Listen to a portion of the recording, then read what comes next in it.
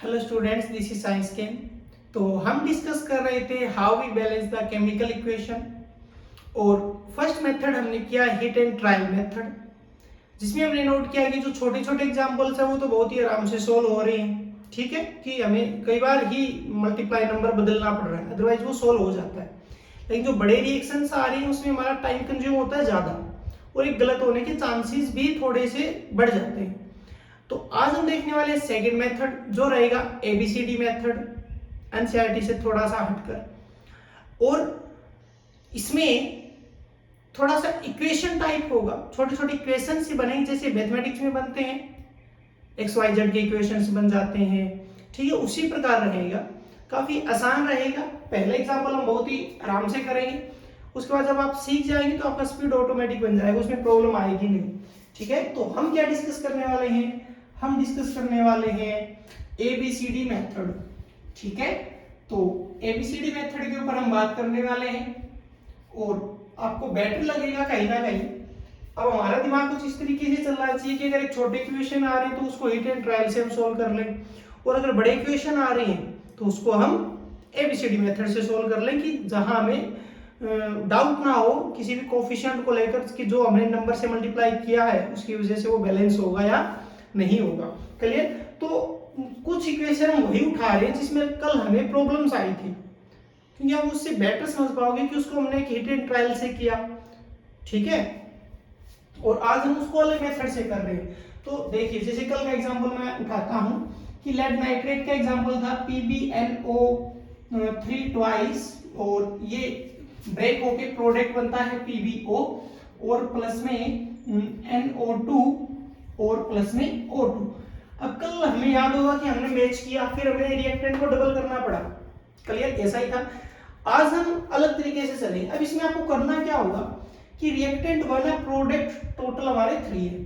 अब हमें हर एक, चाहे वो रिएक्टेंट हो चाहे प्रोडक्ट हो, एक को एक अल्फाबेट दे देते हैं कि इस पूरे को, यानी कि जो एक केमिकल फॉर्मूला उसको एक कोफिशिएंट दे दो। इसको मैंने ए दिया, इसको मैंने बी, इसको सी और इसको डी। चाहो तो आप इसके आगे भी लिख सकते हो, यहां लिख लो ए बी सी और डी, चाहो तो आगे लिख लो या नीचे लिख लो। ठीक है, क्योंकि ये तो हम चीजें रफली सॉल्व करने वाले हैं, तो हम एक्चुअल में ये होंगे इनके कोफिशिएंट ही, तो हम एबीसीडी के आगे भी लिख सकते हैं। अब दूसरे नंबर पे क्या काम करना है कि एलिमेंट्स देख लो, कि एक तो लेड है Pb, दूसरा एलिमेंट कौन है? नाइट्रोजन, तीसरा एलिमेंट कौन है? ऑक्सीजन। तो जितने एलिमेंट्स होंगे उतने इक्वेशन बनेंगे, 3 ही है, 1 2 और 3। क्लियर? तो पहले एबीसीडी लिखा, फिर जितने एलिमेंट्स हैं वो लिखो। 3 तरीके के एलिमेंट्स हैं इस रिएक्शन में, तीनों से एक एक इक्वेशन बनेगा। देखते हैं कैसा बनता है। अब कैसे बनाना है जरा ध्यान से देखना, कि पहले लेड की बात करते हैं। लेड इसमें कितना है? 1 है। कोफिशिएंट हमने क्या दे दिया? ए दे दिया, तो हमें क्या लिखना है? ए लिखना है। जब हम रिएक्टेंट से प्रोडक्ट में जाएंगे हमें साइन किसका लगाना है? इक्वल टू का लगाना है। अब कोई ए अब लेड को देखना, यहाँ पे लेड इसमें है, इसका कोफिशिएंट हमने क्या दिया? बी दिया, और लेड भी यहाँ भी कितना है? 1 है, तो हमें क्या लिखना है? बी। ना सी में लेड है ना डी में है, हो गया। अब नाइट्रोजन पे आ जाओ। नाइट्रोजन कितने हैं? यहाँ पर 2 है, और कोफिशिएंट इसका हमने क्या दे दिया? ए दे दिया, तो हमें क्या लिखना है? हमें 2a लिखना है। क्लियर? और नाइट्रोजन बी में नहीं है, सी में है, कितना है? 1 है, तो इक्वल टू में क्या लिख दूंगा? सी। इतना ध्यान रखना, रिएक्टेंट से प्रोडक्ट जाते ही इक्वल टू का साइन आएगा। अब ऑक्सीजन पे आ जाओ। ऑक्सीजन में क्या करना है कि 3 × 2 कितना है? 6, और इसका हमने ए दिया इसको। ऑक्सीजन इसमें भी है, तो इक्वल टू कहां पर है? बी में भी है, कितना है? 1 है। सी में भी है, कितने हैं? 2 हैं, तो प्लस में 2c आएगा। ध्यान रखना, रिएक्टेंट पूरा एक तरफ, प्रोडक्ट पूरा एक तरफ। डी में भी है, और वो भी कितने हैं? 2 है, तो क्या आएगा? 2d आएगा। अब आपको लग रहा है कि ये तो उससे भी ज्यादा टाइम कंज्यूम कर रहा है, लेकिन फिलहाल आप इसको फर्स्ट टाइम सीख रहे हैं, तो पहला हम थोड़ा सा स्लो चल रहे हैं, उसके बाद ये चीजें इंक्रीज हो जाएगी, हमारी स्पीड बढ़ जाएगी। अब देखो जरा, अब करना क्या है कि आपके पास टोटल 4 वेरिएबल है, ए बी और सी और डी। इसमें से किसी का भी वैल्यू 1 मान लो, किसी का भी, देखना कि ठीक ठीक तालमेल बने। अब मैं किसी को भी फॉर एग्जांपल कि मैं यहां से ए को 1 कंसीडर कर लेता हूं, ये मैंने एज्यूम कर लिया, इसको अलग रखो, a इज इक्वल टू 1 ले लिया, a इज इक्वल टू 1 लिया तो b का वैल्यू भी क्या हो गया 1 हो गया, a 1 लिया था तो c का वैल्यू कितना आ जाएगा 2 आ जाएगा। अब वैल्यूज निकल गए ना। अब देखो जरा, अब हमें वैल्यू किसका रहता है d का। अब d का वैल्यू मैं निकाल रहा हूं, यहां सोल्व कर देता हूं, मैं d का वैल्यू निकाल रहा हूं। d का निकालूंगा तो a का वैल्यू कितना 1 है तो 6 हुआ, 6 multiply 1 is equal to b भी कितना है 1, प्लस में c क्या है 2, तो 2 मल्टीप्लाई 2 कितना हो गया 4 हो गया, और प्लस में d हमें निकालना ही है तो ये 2d हो गया। क्लियर, ये 4 प्लस 1 5 हुआ, ये इक्वल टू आएगा तो 6 माइनस 5 कितना हो जाएगा 1 हो जाएगा, यानी कि 2d इज इक्वल टू कितना बच गया 1 बच गया, और d इज इक्वल टू कितना आ गया 1/2 आ गया। अब जरा सोचिए, अब दिमाग क्या लगाना है कि जब जो हमारे पास वैल्यूज आए ना वो कोई फ्रैक्शन में ना हो। देखो ये तो हम भी देखते हैं ना कि कोई भी मॉलिक्यूल अपने आप में कंप्लीट होता है, उसको हम हाफ नहीं लिख सकते, उसको हम हाफ नहीं लिख सकते। तो अब d 1/2 आ गया, अब फ्रैक्शन आ गया तो फ्रैक्शन हमें हटाना है। इसके लिए क्या करना होगा कि अगर आपका दिमाग चलता तो या तो इन तीनों को 2 से मल्टीप्लाई कर दो, यानी कि सभी को 2 से कर दो ओवरऑल, या देखा जाए तो एक एलसीएम वाली बात होगी। क्या, देखो थोड़ा और डिटेल में लिखते हैं, थोड़ा सा और लिखते हैं। तो a माना था, b था, c और d था। a का वैल्यू 1, b का वैल्यू 1, c का वैल्यू 2 और d कितना है 1/2। जैसे हम एलसीएम लेते हैं ना कि सभी का एलसीएम ले लिया तो 2 आया, फिर सोल्व करते हैं तो ओवरऑल दिखाई क्या दे रहा है कि इन सभी को ही मैं किससे मल्टीप्लाई कर दूं, जो ये फ्रैक्शन में है, जितना फ्रैक्शन में है, जितना डिवाइड में है ना उससे मल्टीप्लाई कर दो। 2 है तो 2 से डिवाइड कर दो, तो 2 से होगा तो a का वैल्यू क्या बन जाएगा 2 बन जाएगा, b का वैल्यू भी 2 बन जाएगा, c का वैल्यू क्या बन जाएगा 4 और d का वैल्यू क्या बन जाएगा 1। अब ये हमारे वैल्यूज आ गए रियल में, ये हमारे वैल्यूज आ गए। अब इन वैल्यूज को यहाँ पे लिख दो कि a माना था, a का वैल्यू कितना आया 2 तो 2 राइट कर दो, b का वैल्यू 2 आया तो 2 राइट कर दो, c का वैल्यू 4 आया तो 4 राइट कर दो, d का वैल्यू 1 है तो ये मल्टीप्लाई नहीं होगा, ये आ गई। अब इसको जरा ध्यान से देख लो, ये हमारा हो गया फाइनल, अभी बिल्कुल एब्सोल्यूट मिलेगा आपको। अब देखो लेड 2 नाइट्रोजन 2 मल्टीप्लाई 2 कितना हो गया 4, तो नाइट्रोजन 4। ऑक्सीजन देखो 3 मल्टीप्लाई 2 6 मल्टीप्लाई 2 12, और यहाँ पे ऑक्सीजन देखो 2 यहाँ पे है, 4 मल्टीप्लाई 2 8, तो 8 प्लस 2 10 और प्लस में 2 12, ये बैलेंस है। अब इसमें किसी तरीके का कंफ्यूजन नहीं है। अब इसमें तो हम चले हैं बहुत ज्यादा स्लो। नेक्स्ट में आपको क्या करना है, एबीसीडी लिखा, जितने एलिमेंट्स उतने इक्वेशन बनेंगे, किसी को 1 मान लो। देखो अब ये अगर ये सही आ जाता, सपोज करो ये 1 आ जाता, तो ये जो वैल्यू ज्यूम किया वो सही है। रिजल्ट क्या है कि आपको कभी भी फ्रैक्शन में नहीं छोड़ना, फ्रैक्शन में छोड़ना ही नहीं है। क्लियर, जो भी डिवाइड में है उससे सभी को मल्टीप्लाई कर दो। क्लियर, तो कोई फ्रैक्शन नहीं आना चाहिए, बस बात इतनी है। क्लियर, अच्छे से नोट कर लीजिए। और अगर फर्स्ट टाइम में कोई जरूर नहीं है फर्स्ट टाइम में समझ में आई, लग सकता है कि सर ये तो उससे लेंथी है, लेकिन नहीं है। एक दो बार प्रैक्टिस कर लेंगे, बहुत ही आसान लगेगा, बहुत ही शॉर्ट लगेगा। और वैसा भी डिसीजन क्या है हमारा कि छोटी इक्वेशन आ रही है तो हम हिट एंड ट्राई लगाएंगे जल्दी से, और जहां पे हम फंस रहे हैं, जहां लगता है फंस सकते हैं, ज्यादा इन OD1 की प्रॉब्लम आ रही है OD1 को, तो हम वहां पर इसी की हेल्प लेंगे। क्लियर, OD1 वाले में हम बेवजह हिट एंड ट्रायल, देखो वो बुरा नहीं है और लगभग यूज भी वही होता है, लेकिन वहां पे हम कई बार घबरा जाते हैं कि बार बार मल्टीप्लाई कर रहे हैं और आंसर नहीं आ रहा। ठीक है, अच्छा एक जो एग्जांपल और था जो कल प्रॉब्लम दे रहा था, अमोनिया का एग्जांपल, NH3 था और प्लस में O2। क्लियर, और क्या बन रहा था NO प्लस में H2O। अब इसमें आपको याद होगा कि लास्ट लेक्चर में हमने पहले तो इसको डबल किया, डबल से भी बैलेंस नहीं हुआ, फिर मैंने कहा कि 3 से मल्टीप्लाई नहीं करना, 4 टाइम्स कर दो, और डबल नंबर से बचना है। क्लियर, तो हमने इसको 4 टाइम्स किया था, याद है। अब इसको करते हैं, देखो जल्दी जल्दी। इसका क्या बना, A, ये B, ये C, ये D। एलिमेंट कितने हैं, एक तो नाइट्रोजन है तो एक नाइट्रोजन का इक्वेशन बनेगा, हाइड्रोजन का इक्वेशन बनेगा, ऑक्सीजन का इक्वेशन बनेगा, 3 इक्वेशन बने। ओके, नाइट्रोजन कितना है यहाँ पे 1, तो मैंने क्या लिखा A इज इक्वल टू, यहाँ कुछ है नहीं, यहाँ कितना है 1, तो मैंने इक्वल टू C लिखा। हाइड्रोजन पे आते हैं, हाइड्रोजन कितने हैं 3, तो मैंने क्या लिखा 3a लिखा। यहाँ पे नाइट्रोजन है, हाइड्रोजन नहीं है, यहाँ भी नहीं है, डी में है, कितने हैं 2 हैं, तो मैंने क्या लिखा 2d लिखा। ऑक्सीजन पे आते हैं, कितने हैं 2 है, तो मैंने 2b लिखा। यहाँ पे ऑक्सीजन है और यहाँ भी है, तो C, यहाँ पे 1 है तो मैंने C लिखा, आगे भी 1 है तो मैंने क्या लिखा D लिखा। इतना हो गया ओके। अब किसी को भी 1 अज्यूम कर लो। अब इसमें देखो प्रॉब्लम है क्योंकि कोफिशिएंट ऑलरेडी ज्यादा है तो फ्रैक्शन आएगा, दिख रहा है, तो लास्ट में मल्टीप्लाई कर देंगे। क्लियर? तो किसी को भी अज्यूम कर लो, चाहे फ्रैक्शन आने या ना, साफ तौर पे दिख रहा है। क्लियर? तो वही है मैंने कि a को मैंने क्या अज्यूम कर लिया 1 कर लिया। जैसे मैं a को 1 लेता हूं, c भी क्या आ जाता है 1 आ जाता है। अब देखो जरा d निकलेगा, a को 1 डाला तो 3 हो गया, और ये 2 है वो इधर आएगा, तो d का वैल्यू क्या आ जाएगा 3/2 आ जाएगा। क्या आ जाएगा 3/2। देखो फ्रैक्शन आ गया ना। अब इसको सोल्व कर लेते हैं जल्दी से, b का वैल्यू और निकाल लेते हैं। अब जब b इसको यहाँ नीचे सोल्व कर लेते हैं, तो b का निकालना है तो 2b = c का वैल्यू 1 है और प्लस में d का वैल्यू कितना है 3/2 है। अब ये साफ साफ नजर आ रहा है कि हम ऐड ऑन करेंगे 3/2 में 1 ऐड करेंगे तो कितना हो जाएगा 5/2 हो जाएगा, 5/2 होगा। और 5 जब 2 हो जाएगा तो 2b = कितना हो जाएगा 5/2 और b = कितना हो जाएगा 5/4 हो जाएगा। तो समझ गए? अब ये भी फ्रैक्शन आ गया तो इसको भी जल्दी से लिखो, तो b = कितना आ गया 5/4 आ गया। अब करना क्या है कि सबसे मल्टीप्लाई करना। अब साफ तौर पे आप समझ पा रहे हो, और अगर नहीं समझते तो एक बार फिर लिख लो कि ये a है, ये b है, ये c है, ये d है।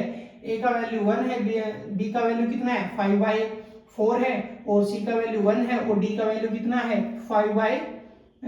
d का वैल्यू है 3/2। मल्टीप्लाई देख लो किससे होना है, साफ तौर पे दिख रहा है कि ये 4 और ये 2 है, तो एक तरीके से एलसीएम कितना आएगा 4 आएगा। तो मल्टीप्लाई किससे होगा 4 से होगा, तो 4 होगा तो a का वैल्यू क्या बन जाएगा 4 बन जाएगा। b का वैल्यू 4 से 4 कैंसिल, पीछे क्या बचेगा, पीछे क्या बचेगा 5 बचेगा, तो यहाँ पे 5 बच गया। c का वैल्यू 4 से मल्टीप्लाई होगा तो क्या बन जाएगा 4 बन जाएगा। ठीक है, और अब क्या रह गया हमारा d रह गया। अब d से मल्टीप्लाई होगा तो यहाँ पे अगर मैं 4 से करूंगा तो ये 2 पे कैंसिल होगा, और 3 × 2 कितना हो जाएगा ये 6 हो जाएगा। ठीक है, तो ये हमारे आंसर आ गए। ठीक है, ध्यान में कहीं कोई मिस्टेक ना हो। अब क्या क्या वैल्यूज आए कि यहाँ पे हमारा 4 आया है, कल भी यहाँ पे 4 ही आया था। b का वैल्यू कितना आ गया 5 आ गया, तो ये कल भी 5 ही आया था अगर आपको याद हो तो। c का वैल्यू क्या आ गया 4 आ गया, तो ये मैंने 4 लिख दिया। d का वैल्यू कितना आ गया 6 आ गया, तो ये मैंने 6 लिख दिया। अब जरा हम इसको मैच कर लेते हैं, ये हमारा फाइनल आया है, और अगर हमने सही से सोल्व है, अगर हमारी मिस्टेक नहीं है कहीं भी, क्योंकि अब ये देखो कितना फास्ट हम चल सकते हैं उसके लिए मैंने थोड़ा सा इसको फास्टली सोल्व किया है। अब देखो जरा, नाइट्रोजन कितना है 4, नाइट्रोजन कितना है 4, हाइड्रोजन कितना है 4 × 3 कितना है 12। अब हाइड्रोजन देखो यहाँ पे 6 × 2 कितना हो गया 12 हो गया। ऑक्सीजन देखो 5 × 2 कितना है 10 है, और ऑक्सीजन यहाँ पर 4 और 6 कितना है 10 है, तो ये आंसर हमारा बिल्कुल सही है। देखो इक्वेशन बता देगी कि फ्रैक्शन आएंगे या नहीं आएंगे। अब यहाँ पे कोफिशिएंट्स आ गए ना, देखो 3 आ गया 2d आ गया, तो जब ये कोफिशिएंट्स आ जाएंगे ना तो फ्रैक्शन आएगा ही आएगा। अब उसमें आप ये मत सोचो कि मैंने a को 1 मानना है तो मैं b को मान लूं, जितने में आप ये चेंज करोगे ना इतने में तो फ्रैक्शन सॉल्व ही हो जाएगा। यहाँ पे थोड़ा सा ध्यान रखना कि वो एक एलसीएम के जैसा होगा। ठीक है, कोई ऐसा नंबर दे देना है जो ये नीचे वाला डिवाइड में जो भी नंबर है पूरा हट जाए। ओके, इसको नोट कीजिए, आगे देखते हैं। क्लियर? एक एग्जांपल और देख लेते हैं कुछ नया सा। ठीक है, एक दो बार प्रैक्टिस करेंगे, इसको हम वही यूज करेंगे जहां पे हमें ये डाउट होगा कि हमारा आंसर है वो गलत हो सकता है या हमें टाइम ज्यादा लग रहा है। ठीक है, तो आप इसको अपनी प्रैक्टिस से फास्ट चला सकते हैं। अगर प्रैक्टिस है तो फास्ट चलेगा, अदरवाइज फिर टाइम कंज्यूम हो जाएगा। क्लियर? और अब एक एग्जांपल और देख लेते हैं इससे जुड़ा हुआ, जैसे अमोनिया का देख लेते हैं। NH3 रिएक्शन हो रहा है Cl2 के साथ, और ये बन रहा है अमोनियम क्लोराइड और प्लस में नाइट्रोजन गैस। क्लियर? अभी हिट एंड ट्रायल से भी हो जाएगा, लेकिन हमें आज यही सोल्व करना है।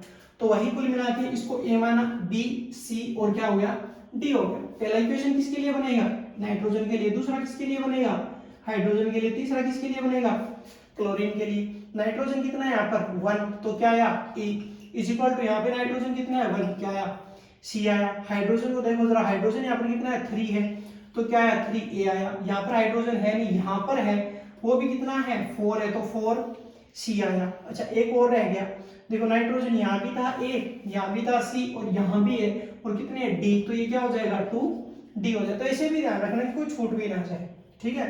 अब क्लोरीन देखो, क्लोरीन यहाँ पे 2 है, तो क्या आया 2b इज इक्वल टू, यहाँ पे क्लोरीन है तो वो क्या आया सी आया। क्लियर। अब किसी को देख लो चाहे, इसमें भी दिख रहा है ये फ्रैक्शन आने वाले, ठीक है। अब देखो ए को 1 अगर अज्यूम किया तो ये पूरा उलझ जाएगा, तो किसी भी साइड से कर लो चाहे, जैसे मान लो ए को, या हम अज्यूम कर लेते हैं यहाँ पे ए है, यहाँ पे सी है, तो यहाँ पे अगर हम सी लेते हैं तो बी का आ जाएगा, सी लेते हैं ए फंसेगा ये भी, तो हम क्या लेते हैं ए इक्वल टू 1 ले लेते हैं। और ए को अगर हमने 1 ले लिया तो अब देखो जरा, पहले यहाँ पे आ जाओ, ए को 1 लिया तो ये 3 बना, तो सी का वैल्यू क्या आ जाएगा, तो सी इक्वल टू क्या आ जाएगा 3/4 आ गया। क्लियर, ये क्या आ गया 3/4, देख लेना ये 3 है और इक्वल टू क्या 4c, तो c इक्वल टू क्या आ गया 3/4 आ गया। अब देखो जरा c का वैल्यू आ गया और हमें किसका निकालना है b का। अब जब b निकालेंगे तो इसको देख लो जरा, 2b इक्वल टू c का वैल्यू क्या है 3/4 है, और ये फिर से डिवाइड में आ जाएगा। जैसे ये डिवाइड में आएगा यहाँ पे, तो ये कितना हो जाएगा, तो b इक्वल टू कितना आएगा 3/8 हो जाएगा। 3 क्या हो गया 8 हो गया। अब इसको सोल्व कर लो जरा, इसको जब हम इसको सोल्व करेंगे तो a तो हमने ज्यूम कर रखा है, c का भी आ गया, हमारा क्या बचा d बचा है, तो इसको हम थोड़ा यहाँ पे सोल्व कर लेते हैं। क्लियर, तो a का वैल्यू 1 है इक्वल टू c का वैल्यू कितना है 3/4 है, और प्लस में d का वैल्यू हमें निकालना है 2d। अब ये 3/4 है, इधर आके क्या हो जाएगा -3/4, तो 1 में से 3/4 गया तो इक्वल टू कितना बचेगा 1/4 बचेगा, तो 1/4 इक्वल टू 2d, और यहाँ से d इक्वल टू कितना आ जाएगा 1/8 आ जाएगा। तो d का वैल्यू कितना आ गया 1/8 आ गया। अब आपको दिख रहा है ये तो फ्रैक्शन ही फ्रैक्शन है, तो यहाँ पे डिवाइड में कितना है 4 है, यहाँ पे डिवाइड में 8 है, यहाँ भी 8 है, तो कुल मिला के साफ नजर आ रहा है कि मल्टीप्लाई किससे होना है 8 से होना है। तो फाइनल जो वैल्यूज आएंगे वो a का वैल्यू कितना आ जाएगा 8 आ जाएगा।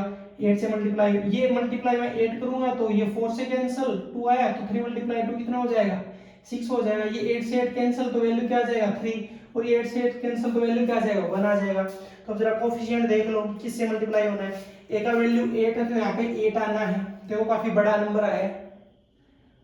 सपोज करो अब हमें 8 तक अगर हम पहुंचते तो सबसे पहले हम डबल करते हैं, फिर हम 4 टाइम्स करते हैं, फिर क्या पता 6 से भी करना पड़ता, फिर हम 8 पे पहुंचे, ठीक है ना। रिएक्टेड जहां पे बढ़ने लगे ना वहां पे समस्याएं आ जाती है थोड़ी सी। तो अब b का वैल्यू कितना आएगा, b का वैल्यू कितना आ गया 3 आ गया, c का वैल्यू कितना आ गया 6 आ गया, और d का वैल्यू 1 है, तो ये मल्टीप्लाई। अब देखो ये हमारा फाइनल आया। अब जल्दी जल्दी इसको देख लेते हैं, एक नजर डाल लेते हैं, ठीक है। देखो नाइट्रोजन 8, नाइट्रोजन 6 + 2 कितने हो गए 8, ओके। हाइड्रोजन देखो 8 × 3 कितना हो गया 24, 24 हो गए, और यहाँ पे देखो 6 × 4 ये भी 24 आ गया। क्लोरीन देख लो 3 × 2 6, और यहाँ पे क्लोरीन कितना आ गया 6, ये ऑलरेडी बैलेंस है।